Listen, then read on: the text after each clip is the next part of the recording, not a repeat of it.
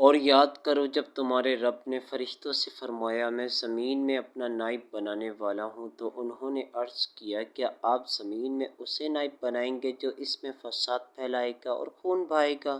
حالانکہ ہم تیری حمد کرتے ہوئے تیری تسبیح کرتے ہیں اور تیری پاکی بیان کرتے ہیں۔ فرمایا بے شک میں وہ جانتا ہوں جو تم نہیں جانتے۔ یعنی اللہ تعالیٰ نے حضرت آدم علیہ السلام کی تخلیق سے پہلے فرشتوں سے فرمایا کہ میں زمین میں ایک خلیفہ و نائب بنانے والا ہوں۔ اس پر فرشتوں نے عرض کی اے اللہ، کیا تو زمین میں اس کو نائب بنائے گا جو اس میں فساد پھیلائے گا اور خون بہائے گا، حالانکہ ہم ہر وقت تیری تسبیح اور حمد کرتے ہیں، یعنی تیری خلافت کے حقدار ہم ہیں۔ اللہ نے فرمایا جو مجھے معلوم ہے وہ تمہیں معلوم نہیں۔ پھر اللہ تعالیٰ نے حضرت آدم علیہ السلام کی تخلیق کے بعد تمام چیزوں کے نام سکھا دیے اور پھر ان چیزوں کو فرشتوں کے سامنے پیش کر کے فرمایا کہ اگر تم اس بات میں سچے ہو کہ تم نائب کے حقدار ہو تو ان چیزوں کے نام بتاؤ۔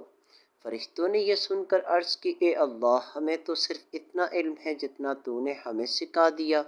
ساری علم و حکمت تو تیرے پاس ہے۔ پھر اللہ نے آدم علیہ السلام کو فرمایا اے آدم، تم انہیں ان تمام اشیاء کے نام بتا دو۔ جب حضرت آدم علیہ السلام نے ان تمام اشیاء کے نام بتا دیے تو اللہ تعالیٰ نے فرمایا اے فرشتوں، کیا میں نے تمہیں نہ کہا تھا کہ میں آسمانوں اور زمین کی تمام چھپی چیزیں جانتا ہوں اور میں تمہیں ظاہر و پوشیدہ باتوں کو جانتا ہوں؟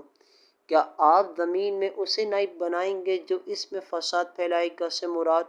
فرشتوں کا مقصد اعتراض کرنا نہ تھا، بلکہ اس سے اپنے تعجب کا اظہار اور خلیفہ بنانے کی حکمت پوچھنی تھی، اور انسانوں کی طرف فساد پھیلانے کی جو انہوں نے نسبت کی تو اس فساد کا علم انہیں یا تو وضاحت کے ساتھ اللہ تعالیٰ کی طرف سے دیا گیا تھا،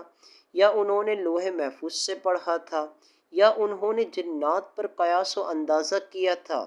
کیونکہ وہ زمین پر آباد تھے اور وہاں فسادات کرتے تھے۔ بے شک میں زیادہ جانتا ہوں سے مراد فرشتوں کے جواب میں اللہ تعالیٰ نے فرمایا کہ جو میں جانتا ہوں وہ تم نہیں جانتے، کیونکہ خلیفہ بنانے میں میری حکمتیں تم پر ظاہر نہیں۔ بات یہ ہے کہ انہی انسانوں میں انبیاء، اولیاء اور علماء حضرات علمی اور عملی فضیلتوں کے مالک ہوں گے۔